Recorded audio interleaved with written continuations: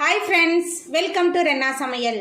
இன்றைக்கி என்ன சமையல் பார்க்க போகிறோன்னா, குழந்தைங்க ரொம்ப விரும்பி சாப்பிட்ற மாதிரி ரொம்ப சூப்பரான காலிஃப்ளவர் பஜ்ஜி தான் பார்க்க போகிறோம். மசாலா உதிராமல் ரொம்ப சுவையாக எளிமையான முறையில் எப்படி செய்கிறதுன்னு வாங்க பார்த்துடலாம்.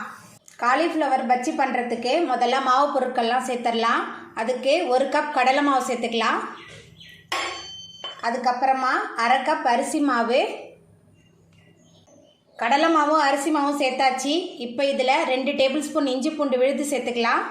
அதுக்கப்புறமா கரம் மசாலா 1/2 டேபிள் ஸ்பூன், சோம்பு 1 டீஸ்பூன் சேர்த்துக்கலாம். சோம்பு தூள் தான் சேர்க்குறேன் நான். தனி மிளகாய் தூள் 2 டேபிள் ஸ்பூன், உங்கள் காரத்துக்கு தகுந்த மாதிரி சேர்த்துக்கோங்க. அதுக்கப்புறமா உப்பு சேர்த்துக்கலாம். உப்பு சேர்த்துட்டு எல்லாத்தையும் நல்லா கலந்து விட்டுறலாம். இப்போ கொஞ்சம் கொஞ்சமாக தண்ணி சேர்த்து பஜ்ஜி மாவு பதத்துக்கு கலந்துக்கலாம். ஒரே தான் தண்ணி சேர்க்காதீங்க, கொஞ்சம் கொஞ்சமாக சேர்த்து கலந்துக்கலாம். கொஞ்சம் கொஞ்சமாக தண்ணி சேர்த்துட்டு பஜ்ஜி மாவு பதத்துக்கு கலந்தாச்சு.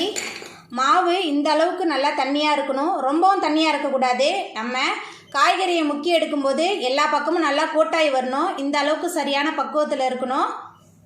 பஜ்ஜி பண்ணுறதுக்கு எண்ணெயை சூடு பண்ணிடலாம். உங்களுக்கு எவ்வளோ எண்ணெய் தேவையோ அவ்வளோ எண்ணெய் ஊற்றிக்கோங்க. எண்ணெய் சூடாகி வரட்டும். எண்ணெய் சூடாகி வந்துட்டு இப்போ நம்ம சுத்தம் பண்ணி வச்சுருக்க காலிஃப்ளவர்லாம் எண்ணெயில் போட்டு எடுத்துடலாம். அடுப்பை மிதமான தணலில் வச்சு பொரிச்சிக்கலாம்.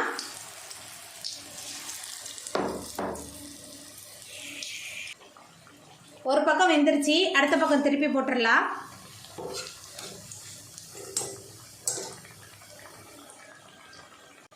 ரெண்டு பக்கமும் நல்லா வெந்து வந்துருச்சு. இப்போ எல்லாத்தையும் எடுத்துடலாம்.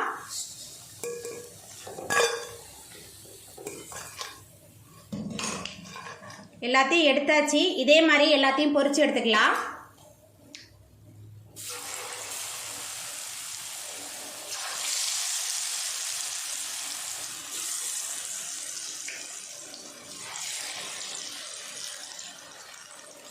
அடுத்த பேட்சும் 2 பக்கமும் நல்லா வெந்து வந்துருச்சு. இப்போ இதையும் எடுத்துடலாம். பாருங்க, எல்லாத்தையும் பொரிச்சு எடுத்தாச்சு.